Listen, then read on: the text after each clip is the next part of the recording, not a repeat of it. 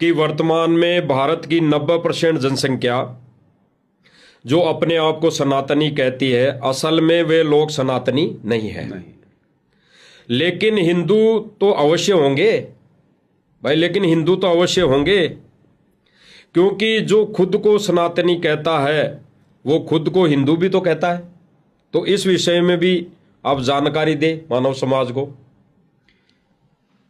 देखिए, मैंने आपको पहले बताया कि जितने भी हिंदू भाई बहन हैं उन सब ने केवल एक ठप्पा लगा रखा कि मैं हिंदू हूं, मैं सनातनी हूं, जबकि मैं आपको बता चुका हूं कि ना वो सनातन की परिभाषा से परिचित हैं, ना वो हिंदू की परिभाषा से परिचित हैं। अब हिंदू की क्या परिभाषा है? हिंदू उसे कहते हैं जो किसी भी प्रकार का नशा करना तो दूर, जो नशीली वस्तुओं को छूने से भी डरे, बिल्कुल, उसे कहते हैं हिंदू। हिंदू उसे कहते हैं जो मांस को खाना, मांस भक्षण करना तो बहुत दूर की बात, मांस को छुए भी नहीं। हिंदू असल में उसे कहते हैं जो 33 करोड़ देवी देवताओं की पूजा करना तो दूर किसी को सलाह भी ना दे। हिंदू असल में उसको कहते हैं जो ब्रह्मा विष्णु महेश को इष्ट मानकर उनकी पूजा करना तो दूर किसी को सलाह भी ना दे। अगर वे हिंदू की परिभाषा से परिचित होते तो, लेकिन उन्हें हिंदू की परिभाषा का भी ज्ञान नहीं है। जब आप गीता जी को पढ़ेंगे तो परमपिता परमेश्वर सतगुरु रामपाल जी ने बताया कि गीता जी अध्याय 7 श्लोक नंबर 15, गीता अध्याय 7 श्लोक नंबर 15 में ब्रह्मा विष्णु महेश की पूजा करने वालों को 4 गालियां दी हैं। अब वीडियो देख रहे बहुत सारे हिंदू कहेंगे भाई ये क्या बात हुई, अगर ऐसा लिखा होता तो हमारे चारों शंकराचार्य संस्कृत के प्रकांड ज्ञाता हैं, हमारे धीरेन्द्र शास्त्री जी,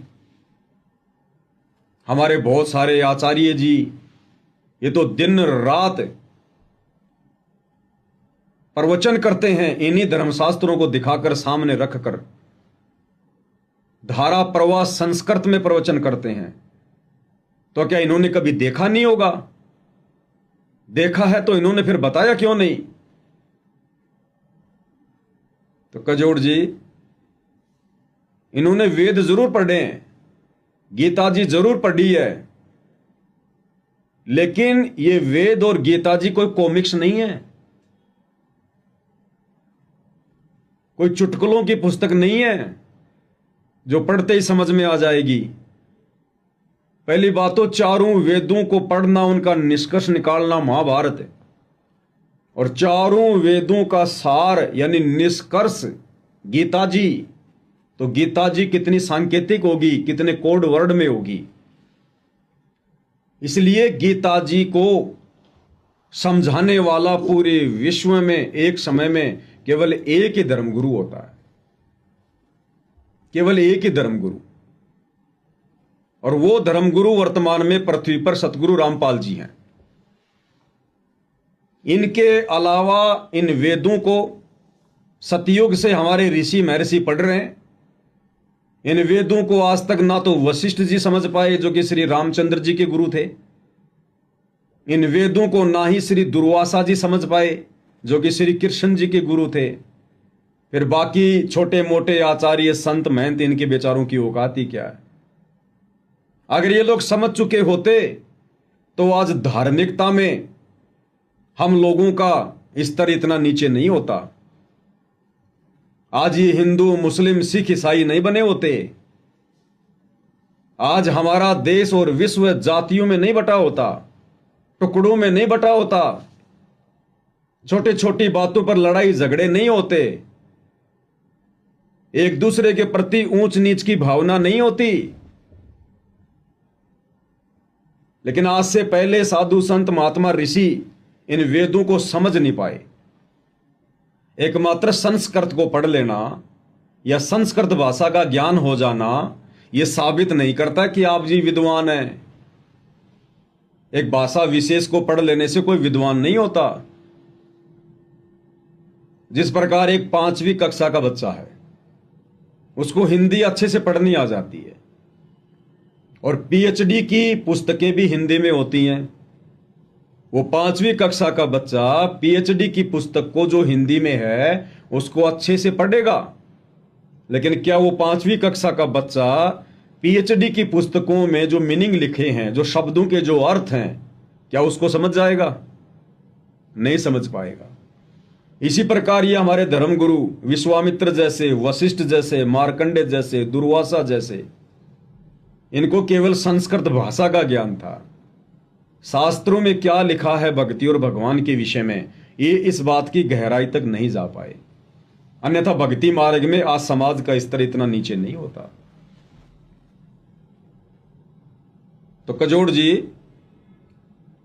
इन चारों वेदों को और गीता जी को आज वर्तमान में सतगुरु रामपाल जी ने पढ़ के बताया, निष्कर्ष निकाल के दिखाया।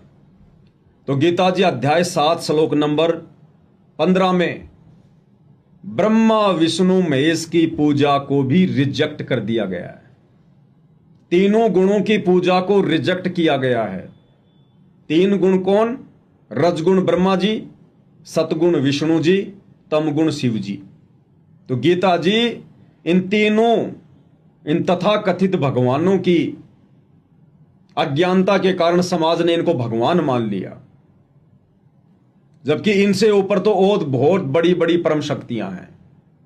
तो गीता जी खुद ब्रह्मा विष्णु महेश की पूजा को रिजेक्ट करती है। सभी वीडियो देखने वालों से प्रार्थना है, अध्याय नंबर 7 श्लोक नंबर 15। आजकल तो आप गीता जी को गूगल पर भी देख सकते हैं इन अध्याय को। जब आप गूगल पर सर्च करेंगे गीता जी अध्याय 7 श्लोक नंबर 15 में क्या लिखा है, स्पष्ट रूप से हिंदी में भी उसका ट्रांसलेट होके लिखा हुआ मिल जाएगा कि राक्षस स्वभाव को धारण किए हुए मनुष्यों में नीच दूषित कर्म करने वाले मूर्ख लोग, गीता का ज्ञान देने वाला भगवान कहता कि मेरी पूजा भी नहीं करते, केवल तीनों गुणों की भक्ति में लगे हुए हैं, ब्रह्मा विष्णु महेश की पूजा में। तो ब्रह्मा विष्णु महेश की पूजा करने वालों को गीता जी में 4 गालियां दी गई है। अब बताइए हम धीरेन्द्र शास्त्री जी को कैसे सनातनी कह सकते हैं? क्या उनकी पूजा सनातनी है? क्या उनकी पूजा वेदों के अनुसार है? अब मन में सवाल उठेगा कि धीरेन्द्र शास्त्री जी तो बहुत बड़े हनुमान भगत हैं और पूरा हिंदू समाज हनुमान जी की पूजा करता है, तो क्या धीरेन्द्र शास्त्री जी को भी यह ज्ञान नहीं कि भगवान कौन है, किसकी पूजा करनी चाहिए? 101% ज्ञान नहीं है। धीरेन्द्र शास्त्री जी हनुमान जी के पुजारी हैं, बालाजी के पुजारी हैं। अब धीरेन्द्र शास्त्री जी से कोई पूछे कि सनातनी शास्त्रों में, अगर उन्हें यह पता हो कि सनातनी शास्त्र क्या हैं, सनातनी शास्त्र हैं 4 वेद।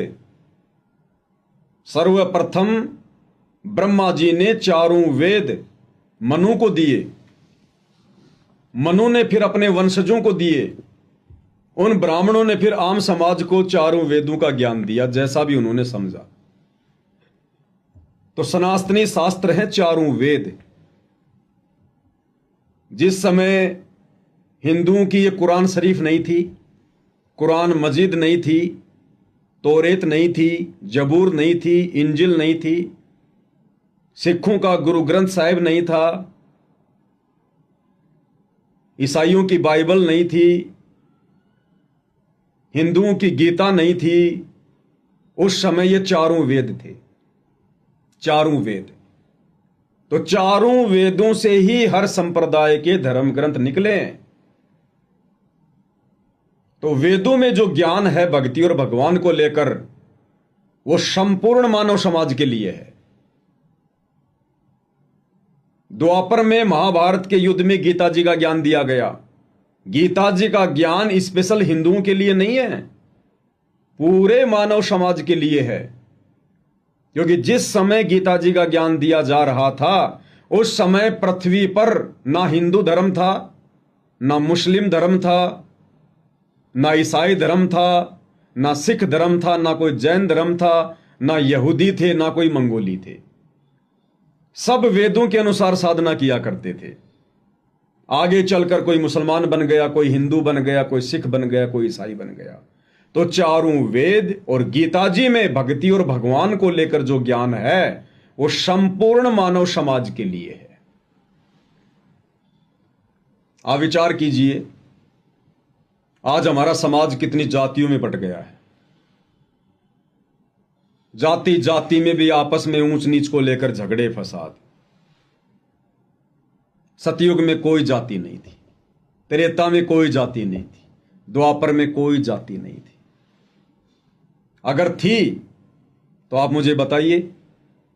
आज जिस प्रकार से हम लोग अलग अलग संप्रदाय के अपने अपने नाम के आगे अपनी जाति लगाते हैं, सिख भाई अपने नाम के आगे सिंह लगाते हैं, हिंदू भाई अपने नाम के आगे कोई चौहान लगाता है, कोई यादव लगाता है, कोई जाट लगाता है, कोई ब्राह्मण लगाता है, मुसलमान भाई अपने नाम के आगे कोई खान लगाता है, कोई शेख लगाता है।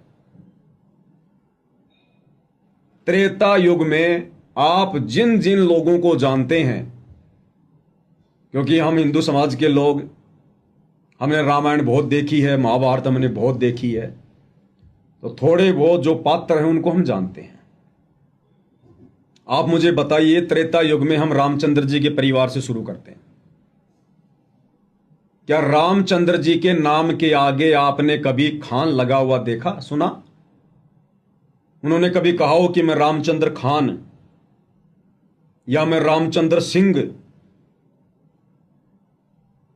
उनकी माताजी ने कभी अपने नाम के आगे लगाया हो मैं कौशल्या कौर, सीता कौर, सीता बानो, कौशल्या बानो? लक्ष्मण जी ने अपने नाम के आगे कभी सिंह, कौर, कुमार, खान कुछ लगाया? भरत ने लगाया? नहीं। शत्रुघ्न ने लगाया? दशरथ के नाम के आगे पीछे कोई जाति सूचक शब्द थे? नहीं थे ना? नहीं थे। फिर आते हैं हम किष्किंधा में, बाली और सुग्रीव दो भाई थे। क्या बाली ने अपने नाम के आगे कभी सिंह लगाया? कोई जाति सूचक शब्द लगाया? क्या उसने कहा कि मैं मुसलमान हूं, मैं हिंदू हूं, मैं सिख हूं, मैं ईसाई हूं? सुग्रीव ने ऐसा कोई शब्द लगाया? बाली का बेटा अंगद, उसके नाम के आगे कोई जाति सूचक शब्द था? रावण के नाम के आगे कोई जाति शब्द था? रावण का बेटा कौन? इंद्रजीत, मेघनाथ, अक्षय कुमार, 1,00,000 उसके बेटे थे। क्या कोई जाति सूचक शब्द था? द्वापर के बाद में सारी जातियां बनी है, सारे धर्म बने हैं, और आज पूरी की पूरी दुनिया, पूरा का पूरा मानव समाज धर्म में और जातियों में बंटकर धर्म की परिभाषा भी भूल गया। तो कैसे हम इनको सनातनी कह सकते हैं? सनातन में तो कोई धर्म नहीं था, कोई जाति नहीं थी, सब एक परमेश्वर की पूजा करते थे, वेदों के अनुसार साधना किया करते थे, और सब गुरु बनाकर साधना किया करते थे। सबसे बड़ी बात, बिना गुरु के कोई भी व्यक्ति अध्यात्म की शुरुआत नहीं करता था। सतयुग, त्रेता, द्वापर में जब बच्चा 3 वर्ष का हो जाता था तो अध्यात्म के अनुसार उस बच्चे को गुरु से जोड़ दिया जाता था, क्योंकि बिना गुरु के भक्ति होती नहीं है। सही। श्री रामचंद्र जी, जिनको लोग भगवान कहते हैं, श्री रामचंद्र जी ने भी भक्ति की शुरुआत करने के लिए वशिष्ठ जी को अपना गुरु बनाया। भाई उनको क्या जरूरत थी गुरु बनाने की? वो तो 3 लोक के प्रधान देव हैं, विष्णु जी के अवतार थे, उनको भला गुरु बनाने की क्या जरूरत थी? लेकिन उनको पता था कि अध्यात्म की शुरुआत सनातन धर्म में गुरु से ही होती है। श्री कृष्ण जी द्वापर में आए, वो भी 3 लोक के देव हैं, प्रधान शक्ति हैं, उन्होंने भी दुर्वासा जी को अपना आध्यात्मिक गुरु बनाया। श्री कृष्ण जी के सतगुरु रामपाल जी ने 2 गुरु बताए। श्री कृष्ण जी का एक गुरु था संदीपनी, जो केवल उनको अक्षर ज्ञान की जानकारी देता था, और श्री कृष्ण जी के धार्मिक गुरु थे श्री दुर्वासा जी। तो श्री कृष्ण जी ने भी गुरु बनाकर भक्ति की शुरुआत की। फिर आज का सनातनी, आज का हिंदू कौन सी खेत की मूली है जो बिना गुरु बनाए मंदिरों में जा जाके, तीर्थों पे जा जाके अपनी मुक्ति करवा लेगा, 84 लाख योनियों से बच निकलेगा। तो असल में वर्तमान में लोग अध्यात्म की परिभाषा ही भूल चुके हैं। लोग हिंदू की परिभाषा ही भूल चुके हैं। आज हिंदू समाज में पहले तो यह कहा जाता था कि बेशक कोई घर बचा हो, बेशक कोई गांव बचा हो, लेकिन कोई घर नहीं बचा जहां पर शराब का इस्तेमाल ना होता हो, बीड़ी, सिगरेट, हुक्का, तमाकू, जर्दा इनका इस्तेमाल ना होता हो। और आज क्या हो गया,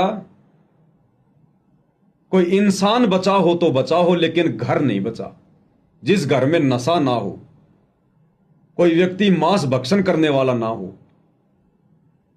तो अध्यात्म का स्तर कितना नीचे गिर गया सनातनी पूजा को छोड़ने के कारण। तो हिंदू वो है जो नशे को छुए बिना, नशा करना तो बहुत दूर की बात है, आज घर घर में नशेड़ी पैदा हो रखे हैं।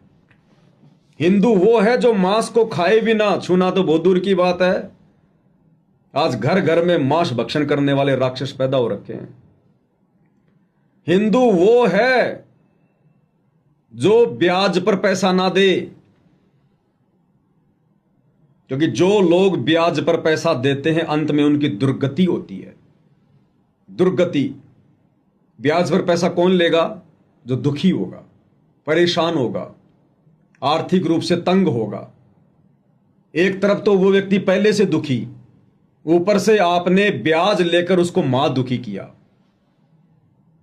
अगर मदद करनी है उधार करो, यदि आप ब्याज पर पैसा देते हैं आप उस परमपिता परमात्मा के सबसे बड़े दोषी हैं। ऐसे व्यक्ति की दुर्गति टल ही नहीं सकती देर सवेर। तो कैसे हम हिंदू कह सकते हैं? गीता जी और चारों वेद ब्रह्मा विष्णु महेश और 33 करोड़ देवी देवताओं की पूजा करने को मना कर रहे हैं। और आज पूरा का पूरा हिंदू समाज ब्रह्मा विष्णु महेश तो छोड़िए, 33 करोड़ देवता तो छोड़िए, भैरव, भूत, बेताल, हनुमान, चौराहे, पेड़ पौधे इनकी पूजा में लगा हुआ है। आप कैसे उनको हिंदू कह सकते हैं?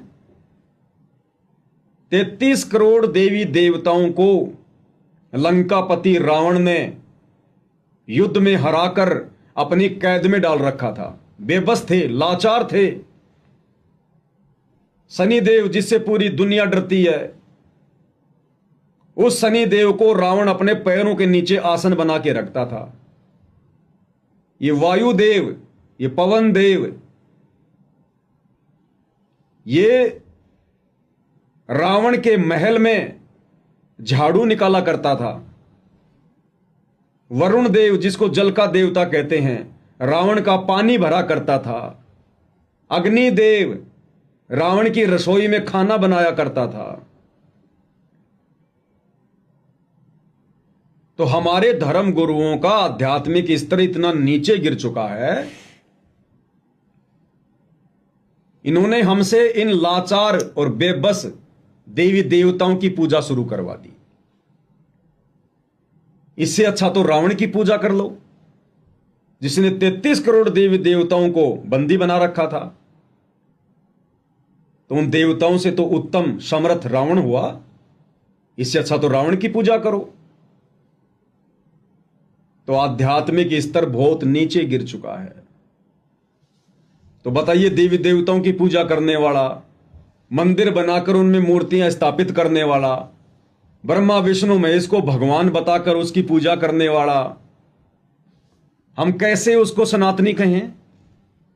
कैसे हम उसको हिंदू कहें जो हर प्रकार की बुराइयां करते हैं?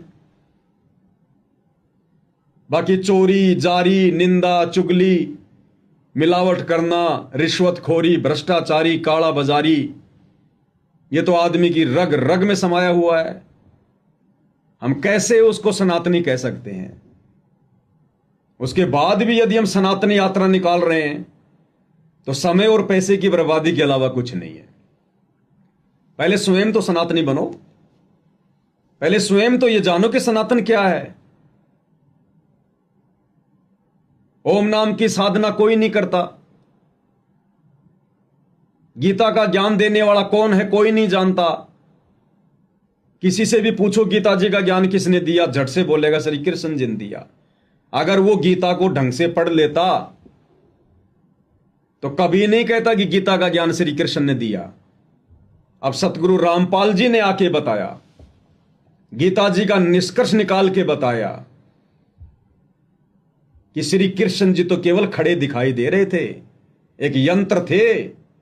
श्री कृष्ण जी के अंदर भूत की तरह प्रवेश करके, और ये ब्रह्म जिसको काल कहते हैं, जो ब्रह्मा विष्णु महेश का पिता है, दुर्गा का जो पति है, वो काल ब्रह्म श्री कृष्ण में प्रेत की तरह प्रवेश करके गीता का ज्ञान बोल रहा था। अन्यथा जब आप महाभारत को पढ़ेंगे दूसरे खंड को, उसमें साफ साफ लिखा हुआ है, श्री कृष्ण जी को तो पता ही नहीं मैंने गीता जी में क्या उपदेश दिया था। तो हिंदू समाज ना ही तो चारों वेदों वाली साधना से परिचित है और ना ही गीता जी वाली साधना से परिचित है। तो किसी भी स्तर पर हम ये नहीं कह सकते कि श्री धीरेंद्र शास्त्री जी या देश के चारों शंकराचार्य या एकमात्र सतगुरु रामपाल जी को छोड़कर जितने भी धर्म गुरु हैं, कोई भी व्यक्ति सनातन की साधना करता है या अपने भक्तों से करवाता है, सब लोग सनातन से कोसों दूर है। ये तो एक मान बढ़ाई की हवस है, बगुलों में हंस बनने की चाहत है, जो सनातन का झंडा उठा के अपना नाम रोशन करने के लिए जो इस प्रकार की यात्राएं निकाल रहे हैं, रैलियां निकाल रहे हैं। आप इस सनातन रैली में जाके देखिए, अगर आपको मौका मिले तो हर एक के मुंह में गुटखा होगा, जर्दा होगा, कोई दारू का ठेका आ गया तो कोई बियर पीने से नहीं चूकेगा, शराब की घूंट लगाने से नहीं चूकेगा, और उसके बाद भी कह रहे हैं कि हम सनातनी हैं। जबकि कबीर जी ने अपनी वाणी में कहा कि मांस खाए वो ढेड सब, और मद पीवे सो नीच, और कुल की दुर्मति पर हरे राम कहे सो ऊंच। कबीर परमेश्वर जी ने मांस खाने वालों को ढेड की संज्ञा दी है। ढेड यानी नीच व्यक्ति। ढेड कोई जाति से संबंधित नहीं है। जो व्यक्ति नीच कर्म करता है वो ढेड है। जो व्यक्ति शराब पीता है, मांस खाता है, बीड़ी, सिगरेट, जर्दा, गुटखा, पान मसाला, कोई भी नशा करता है, ब्याज पे पैसा देता है, देवी देवताओं की पूजा करता है, जो गीता जी ने मना कर रखी है, ब्रह्मा विष्णु महेश को अपना इष्ट मान के पूजता है, वो व्यक्ति कबीर जी की वाणी के अनुसार ढेड की संज्ञा में है, नीच की संज्ञा में है। फिर भी लोग अपने आप को सनातनी कह रहे हैं, अपने आप को हिंदू कह रहे हैं। अब धीरेंद्र शास्त्री जी बालाजी की पूजा करते हैं, हनुमान जी को अपना इष्ट मानते हैं। क्या हनुमान जी की पूजा का या हनुमान जी के भी इष्ट श्री रामचंद्र जी की पूजा का हमारे चारों वेदों में कोई प्रमाण है? क्या कोई भी धर्मगुरु ये साबित कर सकता है कि चारों वेदों में दशरथ पुत्र श्री रामचंद्र जी की पूजा करने का विधान है? पूरी गीता जी में क्या कोई भी धर्मगुरु ये साबित कर सकता है कि श्री रामचंद्र जी की या हनुमान जी की पूजा करने का विधान है?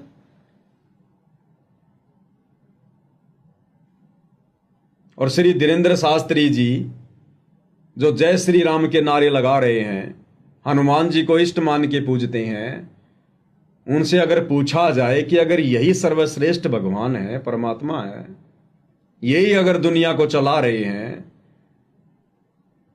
तो सतयुग के प्राणी तो जानते भी नहीं थे कि रामचंद्र कौन है, हनुमान कौन है।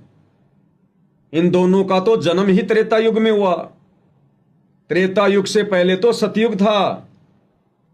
सतयुग में भी लोग थे, वेदों के अनुसार भक्ति करते थे, वो तो जानते ही नहीं थे कि रामचंद्र कौन है। उस समय तो जन्म ही नहीं हुआ था। हनुमान को कोई जानता ही नहीं था, सतयुग का प्राणी।